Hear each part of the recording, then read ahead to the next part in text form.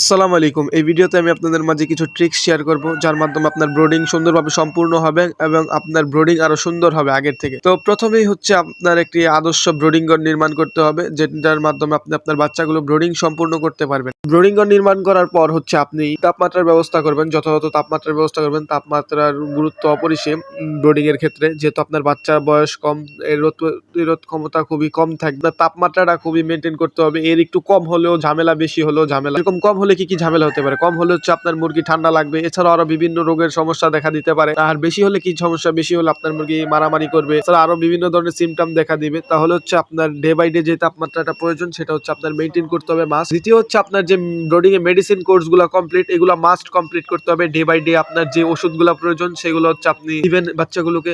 তৃতীয় যে ট্রিক্সটা হচ্ছে, এটা হচ্ছে অবশ্যই আপনি আপনার ব্রোডিং এর যে ভ্যাকসিনেশন গুলো আছে এগুলো কমপ্লিট করতে হবে। ভ্যাকসিন গুলো মাস্ট কমপ্লিট করতে হবে। চতুর্থ যে ট্রিক্স গুলো আছে, তো ট্রিক্স গুলো হচ্ছে আপনার ব্রোডিং কে অবশ্যই পরিষ্কার পরিচ্ছন্ন রাখতে হবে, যেহেতু বাচ্চাগুলো ছোট, এর রোগ প্রতিরোধ ক্ষমতা খুবই কম থাকবে। আপনি হচ্ছে যে কোনো একটা রোগ অ্যাটাক করলে হচ্ছে এরা আসলে ওইখান থেকে রিকভার করতে অনেক সময় লাগে। তো যার কারণে হচ্ছে আপনার সবসময় ব্রোডিং ঘরকে পরিষ্কার পরিচ্ছন্ন রাখতে হবে। এবং খাবার দাবার আপনি যে খাবার এবং খাবারের যে পাত্রগুলো আপনি ব্যবহার করবেন, এগুলো অবশ্যই পরিষ্কার পরিচ্ছন্ন রাখতে হবে। এছাড়াও আপনার হচ্ছে খাবার পানি কিংবা খাবার বেশিক্ষণ রাখা যাবে না, যার কারণে হচ্ছে এরা ময়লা করে ফেলে বা ময়লা খাবার খাইতে পারে, ওইরকম কিছু করা যাবে না। তো এইভাবে হচ্ছে আপনি প্রতিটা কাজ যখন আপনি সম্পূর্ণভাবে করবেন, ইনশাল্লাহ আপনার বাচ্চার মৃত্যুর হার একবারেই কমে যাবে।